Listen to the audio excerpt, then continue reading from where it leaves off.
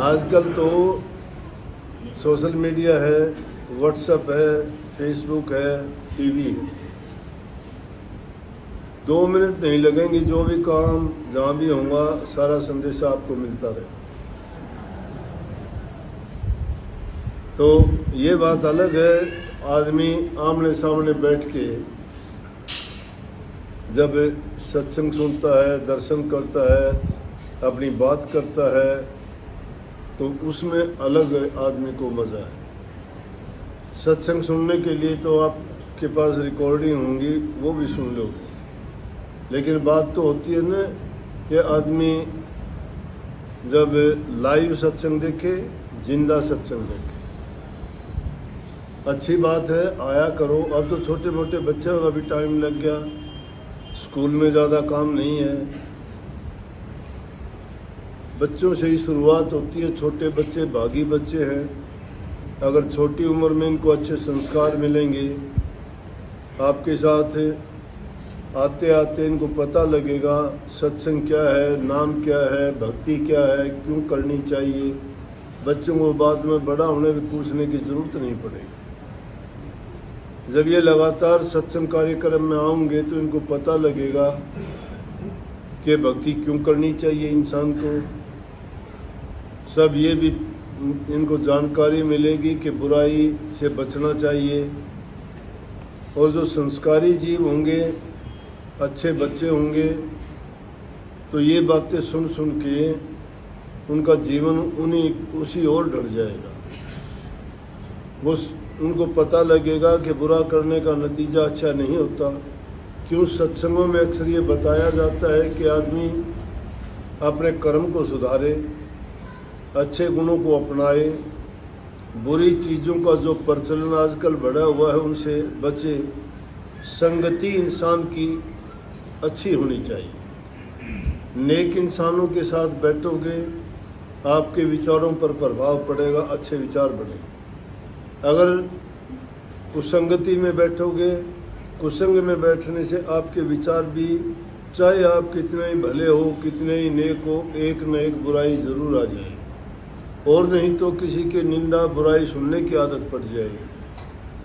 जिन चीज़ों से हमें सुनने से कोई मतलब नहीं, जिससे हमारा कोई लाभ नहीं, जिससे हमारी कोई शिक्षा नहीं मिलती, जिससे हमारे जीवन में कोई ना कोई बुराइयां पनपती हैं, वो चीज़ें हम क्यों सुने, क्यों बोलें और क्यों कहें। महात्मा गांधी जी ने 3 बंदर रखे थे। एक बंदर के आंखों पर हाथ थे, एक बंदर के मुंह पर हाथ थे, एक के कानों में हाथ थे। और जीवन की कटु सत्यता यही है, जो इंसान इन 3 चीज़ों से बच जाता है उसका कोई मुकाबला नहीं। मुंह पर हाथ रखने का मतलब था कि जबान से कोई भी गंदी चीज़ ना बोलूँ, मैं बुराई, किसी को गाली या बुरे अपशब्द ना निकालूँ। क्योंकि अपशब्द किसी को कह देना, गाली किसी को दे देना, भद्दा किसी को बोल देना, वो बहुत बुरा है। ये अगर ऐसा कोई करता है तो दूसरे इंसान को उससे क्रोध आता है, क्रोध में वो भी कोई ना कोई उसके बदले में कुछ ना कुछ करता है, तो उससे लड़ाई झगड़ा बढ़ जाता है।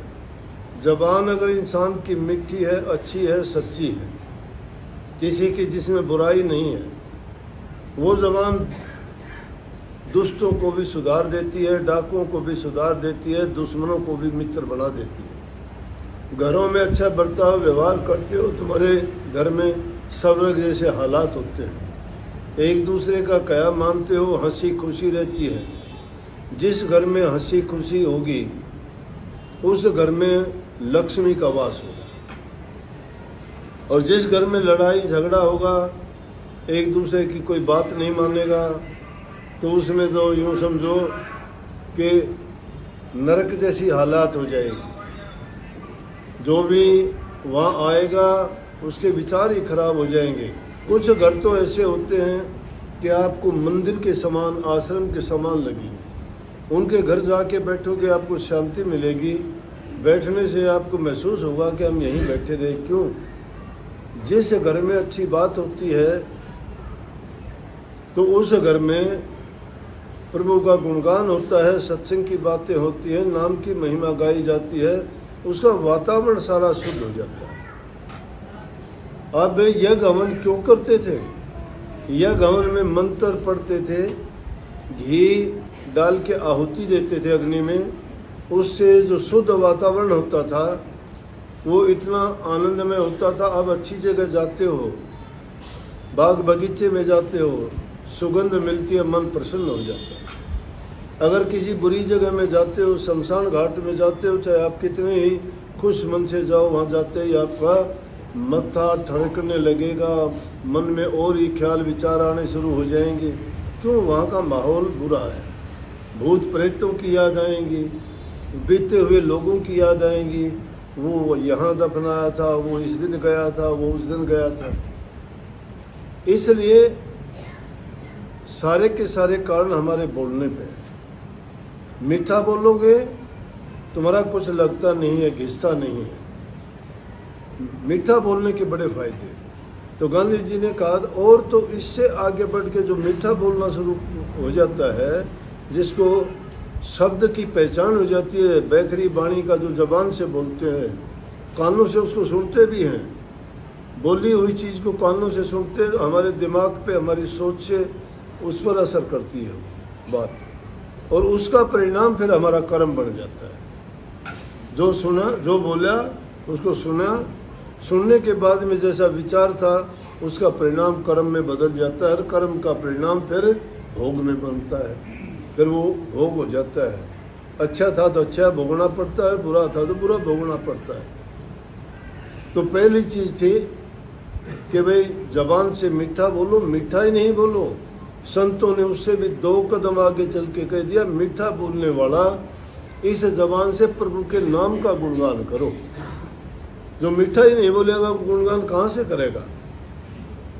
तो उस जबान से प्रभु ने हमारे ऊपर कितने एहसान किए उसका गुणगान करोगे, तुम्हारा जीवन, तुम्हारी सोच, तुम्हारा विचार, तुम्हारे ख्यालात, तुम्हारे संस्कार सब पवित्र हो जाएगा। कानों से दूसरा था बुराई ना सुनो। दूसरे की बुराई सुनने में आपको क्या मिलेगा? जो तुम्हारे विचारों को में खलबली पैदा कर देगा, तुम्हारे मन में विकार भर देगा। अरे कोई तुम्हारा कचरा ला के किसी की बुरी बात कि वो उस आदमी के साथ ये हो गया, वो आदमी ऐसा है, उसको ये हो गया, वो तुम्हें क्या मिला उससे? टाइम की बर्बादी करी, बुरी बात कानों से सुनी। अगर सुनना था तो कि प्रभु के नाम का गुणगान सुनते, अच्छी बातें सुनते, जिससे तुम्हें मस्ती मिलती, प्यार मिलता, आनंद मिलता, शांति आती दिल में। लेकिन तुमने तो वो चीज़ सुन ली जिसके कारण तुम्हारे मन में और ही संकल्प और विकल्प उठने शुरू हो गए, और उन संकल्प विकल्पों के कारण ही हमारा जीवन बढ़ता है। अगर अच्छे होने शुरू हुए तो अच्छे, लेकिन अच्छी बात सुननी चाहिए, बुरी बात को सुननी नहीं चाहिए। सुन भी ली, उसको ख्याल में नहीं लेना चाहिए। एक कान से सुनो बुरी बात को, दूसरे कान से निकाल दो, क्योंकि उससे हमारा कोई प्रयोजन नहीं है। जिससे हमारा हित होता है, फायदा होता है, उसको सुनो। और तीसरी चीज़ थी आँखों की। आँखों से देखने का काम, बुराई मत देखो। अगर किसी की बुराई देखनी शुरू कर दी, कभी गुण नहीं देख पाओगे किसी के, ओगुण ग्रही बन जाओगे। ये आँखें सब देखती है, बुराई देखती है तो बुरा प्रभाव जाएगा हमारे दिमाग पर, अच्छी बात देखोगे तो अच्छा प्रभाव जाएगा। इसलिए सबसे अच्छी बात है कि दर्शन करो, माँ बाप के करो। उनके दर्शन करोगे जिन्होंने तुम्हें जन्म दिया है, जो रात दिन तुम्हारी चिंता सुख करते हैं और तुम्हारे बारे में शुभ सोचते हैं और तुम्हारे जीवन को संवारने और बढ़ाने की बात करते हैं। तुम्हारे भविष्य के बारे में हमेशा वो चिंतित रहते हैं कि मेरा बेटा ऐसा हो, मेरी बेटी ऐसी हो, वो सुखी रहें। इसलिए जो आदमी तुम्हारे बारे में अच्छा सोचता है, उनके जाके उनका अभिवादन करो, उनसे आशीर्वाद लो, उनके दर्शन करो इन आँखों से। गुरु के दर्शन करो। अगर नहीं कर सकते तो घरों में फोटो रखते हो आप लोग, उन फोटो को रखने से क्या फ़ायदा है जिनके आधे नग्न शरीर हैं, गंदे मंदे कपड़े हैं, जिनको देख के बच्चे लड़कियां उनको बुरा प्रभाव पड़ता है। संत महात्मा फकीर के दादू पंटू कबीर नानक इनके फ़ोटो अगर रखोगे तो उनके सिद्धांत, उनके विचार, उनके उपदेश, उनकी ख्यालात, उनकी शिक्षा वो तुम्हारे दिमाग में जाएगी।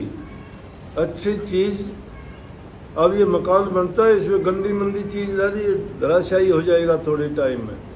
अगर इसमें अच्छी चीज़, मजबूत चीज़ लगाई गई, अच्छी लगाई गई, सदियों तक चलेगी, सुंदर लगेगी। अगर पीली ईंट लगा के खड़ी कर दी तो बाहर जैसे कितना ही अच्छा लीप लेना, थोड़े दिन के बाद में सीमेंट हटी और वो गिर जाएंगी दीवारें। इसलिए अच्छे विचार और अच्छे ख्यालात इंसान के जीवन को बढ़ाते। छोटे बच्चों को तो अगर ऐसी शिक्षा दी जाए, रोज़ रोज़ उनको बताया जाए, घर में बैठा के उनको सिखाया जाए, ये नहीं कि तुमने बस्ता उनके कंधे में टांग दिया, 2 रोटी डब्बे में डाल दी, सुबह उसको स्कूल में छोड़ दिया, वो जो भी सीख के आया ठीक है, नहीं सीख के आया नहीं। आजकल तो गांव में स्कूल बन गए, अगर कहें तो बुरी लगेगी बात कि शिक्षा की भी दुकानें खुल गई, दुकान हो गई है। उनको शिक्षा से मतलब नहीं, अनाप शनाप उनसे फीस, उनके फीस के नाम से पैसे लेते हैं। बच्चों को पढ़ाई के नाम की चीज़ तो आती नहीं कुछ भी। अच्छे स्कूलों में अच्छी शिक्षा मिलती है, चरित्र का निर्माण होता है, वो स्कूल कहा जाता है। उन स्कूलों में बच्चों को पढ़ाने से ये नहीं कि तो उन्हें पढ़ा दिया, नहीं। स्कूल में जाके बच्चा आता है, घर आके उनको अपने पास बैठाओ, उनको देखो क्या पढ़ा है, क्या किया है, क्या सीख के आया है। तुम स्कूल से हॉस्टल में डाल देते हो, ट्यूशन पे डाल देते हो, बच्चा तो बाहर की बाहर हो गया, उनको पता ही नहीं तेरा बाप कैसा है, तेरी माँ कैसी है, तेरा मामा कौन है, तेरा फूफा कौन है, तेरी बुआ कौन है। और अगर वहाँ से फिर सीधे नौकरी में चले जाते हैं, फिर अगर उनका मामा भी मिलने जाता है, भांजे से मिल के आऊँ, वो भांजे क्या जानेगा मामा को, माँ बाप को ही जो नहीं जानता, उनके साथ ही उनका प्यार का नाता नहीं जुड़ा। परिवार उसको कहते हैं जिनमें सब एक दूसरे से प्यार करते हैं, मोहब्बत करते हैं, एक दूसरे के दुख दर्द और पीड़ा को समझते हैं। वो तो तब समझेगा आदमी समाज में गए, इंसान सामाजिक प्राणी है, समाज में रह के इन बातों को जानता है। सत्संग सिर्फ 2 नाम 2 घड़ी बैठ के किसी नाम को जप लेना सत्संग नहीं है। सत्संग है इंसान के चरित्र का निर्माण करना। उनका चरित्र अगर बच्चों का अच्छा हो जाता है, कुछ देने की जरूरत नहीं है, वो बच्चे अपने आप अपना काम कर लेंगे। उनको पढ़ाने की ज़रूरत नहीं, उनके लिए प्रॉपर्टी जायदाद बढ़ाने की ज़रूरत नहीं। उनको बढ़ाने के लिए तुम गलत सलत उल्टे सीधे चोरी कचोरी झूठ कपट का रास्ता अपनाते हो, और उसको वो बच्चे फिर निर्बल दुर्बल असहाय बनाते हैं उसको। क्यों? उनको सब कुछ बनाया बनाया मिलता हो, मेहनत नहीं करेगा। जो इंसान मेहनत करके बढ़ता है उसको फ़ख्र होता है अपनी बात पे, अपने काम पर, कि मैंने ये करके ये पाया है। जिन्होंने कुछ किया ही नहीं, उसको मिल गया तो बर्बाद करेगा। इसलिए उनको अच्छा चरित्र बना के दो, अच्छे इंसान बना के छोड़ो। जहाँ कहीं जाएगा वहीं पे वो सब कुछ बना लेगा। सत्संग ये सिखाता है, सत्संग में आओ, सत्संग में आके अनुशासन में रहो, हर आदमी को देखो सुनो, तुमने क्या पाया है सत्संग में आके। कभी सत्संग का बाहर जाके जिक्र करते हो, कभी सोचते हो जो बातें बताई जाती है, कभी प्रभु के नाम का गुणगान करते हो, कभी गुरु की महिमा नाम की चर्चा, कभी सत्संग के उपदेश उनका विश्लेषण करते हो कि क्या कही थी, हम कितनी मानते हैं या कितना हम पे असर है। नहीं मानते तो बेकार हो जाता है। छोटी उम्र में बच्चे, मैंने शुरू में जो शुरू की थी बात, वो भागी बच्चे। हमें ये पछतावा कब हुआ? मैं जब 29 साल की उम्र के बाद गुरु की शरण में आया।